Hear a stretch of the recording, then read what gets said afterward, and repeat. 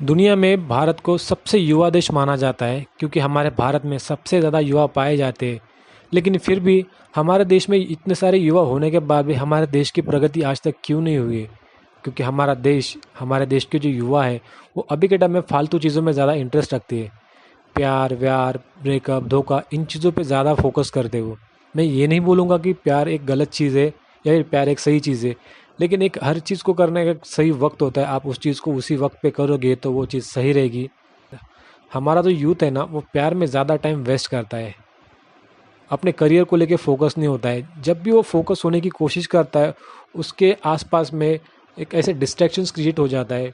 मान के चलिए एक लड़का है, एक लड़के के लाइफ में अगर एक आधी लड़की आ गई ना तो वो अपने फोकस से डिस्ट्रैक्ट होता है और उस लड़की की तरफ ज़्यादा अट्रैक्ट हो जाता है, जिसकी वजह से आगे जो उसका गोल रहता है उसको पाने में उसके काफ़ी दिक्कतें होती है। और वो एक लड़का और एक लड़की जब एक दूसरे के प्यार में पड़ जाते हैं तो उनको फिर बाकी चीज़ों से ज़्यादा मतलब नहीं रहता है, वो उन्हीं में पड़े रहते हैं।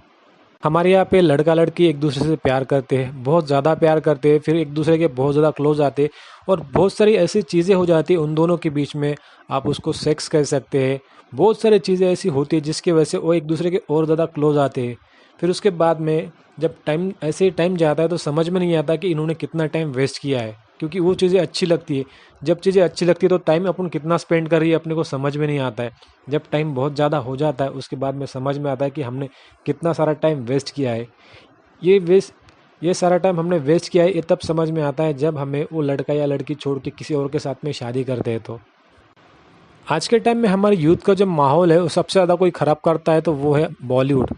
बॉलीवुड में जो भी कोई मूवी आती है वो प्यार से रिलेटेड होती है। और ऐसा एक भी लवर नहीं है, एक या फिर ऐसा एक भी इंसान नहीं है, एक भी कपल नहीं है जो एक आधी मूवी जब आती है वो मूवी को देखता है तो उस हर एक चीज़ को अपने साथ में रिलेट करता है। मूवी में अलग अलग तरीके के सीन आते हैं, हर एक कपल उस मूवी को अपने साथ में रिलेट करता है, एक दूसरे के साथ बातें करता है, बोलता है कि हमने ऐसा किया था, हमने वैसा किया था, और मूवी रिलेटेड लगती है तो उसके बाद में उन दोनों के बीच में प्यार और बढ़ जाता है। इन द सेंस अट्रैक्शन बहुत ज़्यादा बढ़ जाता है। और एक लड़का और लड़की जब प्यार करते हैं तब उन दोनों को कुछ भी नहीं लगता, लेकिन प्रॉब्लम तब होती है जब दोनों में से एक एक दूसरे को छोड़ने की बात करता है। चाहे लड़का हो या लड़की जब अपने पार्टनर को छोड़ने की बात करता है तो अपोजिट सेक्स वाला जो पार्टनर है उसके लिए वो बहुत ज़्यादा डिफिकल्ट होता है, क्योंकि वो उस चीज़ को लेके प्रिपेयर नहीं होता है। लेकिन जो अपना दूसरा पार्टनर होता है वो उस चीज़ को ऑलरेडी डिसाइड कर चुका होता है कि हमें इसके साथ में नहीं रहना है। और इसी की वजह से दूसरा जो पार्टनर होता है उसकी लाइफ में बहुत सारी समस्याएं खड़ी होती है, क्योंकि वो अब हर चीज़ में उसी को सोचते बैठता है पार्टनर को। मान के चलते कि एक लड़का है और एक लड़का एक लड़की को मना करता है उस रिलेशन में रहने के लिए, बोलता है कि हमें रिलेशन क्विट करना चाहिए, लेकिन लड़की उस रिलेशन को क्विट करने को तैयार नहीं होती क्योंकि उसकी बहुत सारी यादें इस चीज़ के साथ जुड़ी होती है। और लड़के का इस रिलेशन को क्विट करने के बहुत सारे रीज़न हो सकते हैं।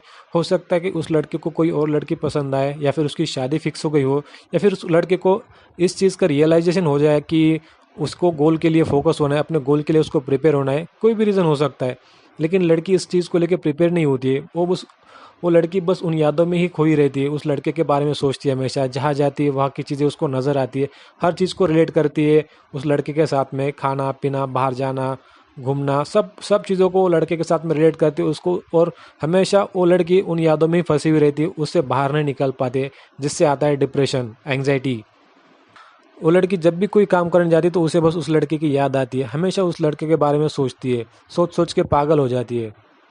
दोस्तों, मेरा ये बोलना बिल्कुल भी नहीं है कि ये प्यार वगैरह ये चीज़ें सारी गलत है। मेरा बस बोलना ये है कि हर चीज़ों की एक लिमिट होती है, उन चीज़ों को उन लिमिट तक करो। आपके आगे अपना बहुत सारा फ्यूचर पड़ा हुआ है, आप फ्यूचर पे फोकस करो। आप अगर फ्यूचर में अच्छी करोगे, आपके फ्यूचर के बारे में फोकस रहोगे तो आपका जो रिलेशन हो अपने आप ही अच्छा बनता जाएगा। लेकिन अगर आप उस रिलेशन में ही अटके हुए रहोगे ना तो आप अपने फ्यूचर को लेकर पॉजिटिव नहीं रहोगे, फ्यूचर में कुछ कर नहीं पाओगे, जिसकी वजह से आप दोनों के बिछड़ने के चांसेस ज़्यादा हो सकते हैं।